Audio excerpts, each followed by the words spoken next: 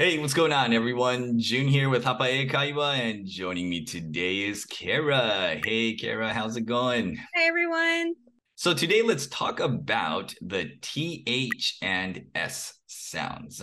This can be pretty tricky. I think especially for Japanese students who are learning English, that TH sound is a pretty tough one to make. So today I'm going to have Kara here give us some tips on how to make the TH sound and how to differentiate the TH and S sound. So let's start with the S sound first today. What can students do to really make their S sounds sound clear?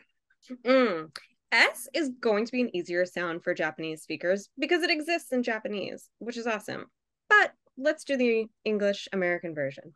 Okay. S. I want your tongue in your mouth always. Like we mentioned previously, no escaping. I want your tongue in a special spot. So stick with me. I promise this will make sense. Take your tongue to the roof of your mouth and run it back and forth. Do you feel in the front of your mouth how there's kind of some bumps behind your teeth? I do feel that. This is such an important place. Stay there for the S. I don't want your tongue on the roof of your mouth. I want your tongue in that area. So not touching the top, but right where those bumps are. Not near your teeth. S. Oh, interesting. So that's like, I'm trying to feel it out right now. I hope my mouth is structured the same way your mouth is. But as I'm running my tongue up and down the roof of my mouth right now, as I go like towards the center of it, it feels like it kind of like caves in a little bit. And then towards like the front, it moves down, and that's where I feel like the rough edges. So that's pretty much where I want to have my tongue slightly touching, is where you're saying. Yes. If any of you have been studying English with a textbook, I hear a lot of students say the alveolar area, alveolar ridge. That is the technical name for it. But again, not touching. S is the sound of air. I need that air to keep going. Right. Yeah. When I make the S sound, S, I don't really feel my tongue really touching that part. But it's very, very, very close, though. Exactly. Right. We need to let that air through. And if anything stops it, do you hear how much it changes? Yeah. Yeah. So maybe a couple of words, like, let me try out some words here. Sing. Yeah. But as I'm saying that word, I can feel like my tongue slightly, it's super close to the top, but it's not quite touching it. Sing. Yeah. Thick. Sink. Smooth. Yeah. I guess I definitely feel that. Okay. Exactly. And your teeth are going to be almost closed. Almost closed. Stop. Sit. Smile. No open mouths here. Just remember, you're almost looking like you're smiling. Sit. Stop. So, no rounded lips here. Kind of back in that smile shape. And I think, for me, growing up speaking Japanese and being around a lot of Japanese speakers, I think one thing that I notice when you speak Japanese versus when you speak English is with Japanese, there's a lot of sounds that you make with your mouth really closed in a sense. You never have to really open it up so much. So I think it's really good to know when you make these sounds that you want to really make an effort to try to keep it open. Of course, you don't want to exaggerate it too much where you have like a Joker smile, but I think you want to make sure you want to try to open it up to make that sound, right? Let's move on to the TH sound. So this one's a little harder. What about the TH sound?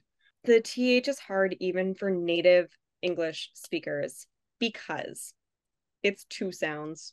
It's not just one. TH has voiceless or quiet and voiced or loud. They're made the exact same way. One is a whisper. It's so quiet. And if you have trouble hearing that, that's okay. Me too. But the voiced is where you turn your voice on. You might see me doing this a lot. It's a reminder. Think, there, those. Do you hear how much louder that is? Yeah. So let me show you. Like I said, made the same way. Your tongue is actually leaving your mouth now. I am happy to see a little pink of your tongue this time. Tongue right between your teeth. Too much? None at all. Think. Just a little out. Just a tad bit outside your teeth, huh? Yes. For the voiceless, the air is just coming through. That's all. Voiced, I want you to turn your voice box on, and I want you to kind of feel a buzz, a vibration. Ooh, I could feel that. I could feel that the tip of my tongue is definitely vibrating there. That's what I want. Exactly. That's going to give that sound volume and make it more loud than the...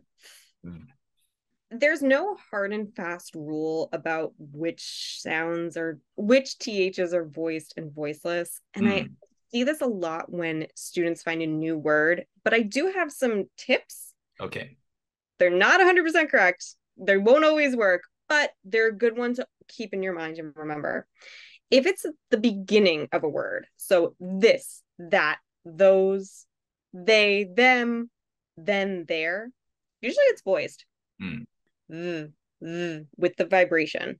So then, those, that, this. Yeah, so any words, and of course there are always going to be exceptions, but generally speaking, a good tip to know is that words that start with the TH sound is the voiced T or the loud T, as you say, where you have that the vibrating sound. The, these, those. Okay. Because think, these, those. Wrong, incorrect, not a word. So practice it. And if you're unsure, say it to yourself both ways. I'm pretty sure it's going to click which one sounds more natural. Okay. When TH is in the middle of the word, it's usually voiced. Mother, together. Otherwise, it'd be mother, together. Okay. And when it's at the end of a word, this is where it gets a little tricky. So hang on here. Nouns and adjectives usually end in the voiceless, the quiet. Breath, tooth. Do you hear it's not breath, tooth? I need that sound to keep going. And it does get quieter. So if you're thinking, can my listeners still hear me? Yes. Actually, the lack of sound helps me fill in what you're saying. Verbs also usually end in voiced. Breathe, smooth. The voiced sound, the louder one, is more common. Do keep that in mind, but it's so important to know the quiet one too. It's very easy for this to sound like D, mudder, together. Please don't. I always remind people, if you're saying the D sound, your tongue's not leaving your mouth. Together, there, think, then. Yeah. And I think that's especially for Japanese learners, I think it's that D sound that it's closer to. So like mother, or like if you say it in like katakana Japanese, it's like maza is how it typically comes out. So the tongue definitely stays inside the mouth when you make that za sound. So the TH, you want to always make sure the tongue is out. Mother, father, together. So it's that conscious effort of making sure that tongue comes out, because when it does come out just a tad bit out of your teeth, and it makes that TH sound pretty automatically, I feel like. Well, guys, I hope the video today clarified the two different sounds, the TH and the S sound. Just make sure when you're making that TH sound, that tongue comes out just a little bit outside your teeth, and not too much, just a tad bit. And there are two sounds. There's the quiet or the voiceless TH. If you can't hear it, that's perfect. And the voiced or the loud TH sound, and you want to make sure you feel that buzzing at the tip of your tongue. All right, you guys. Well, thank you guys very much for watching today. Don't forget, Kara offers amazing lessons on Cafe Talk. All of her information is listed in the description below, or you go to cafetalk.com and find her there. Kara, thank you very much for today. Thank you, everyone. Bye, guys.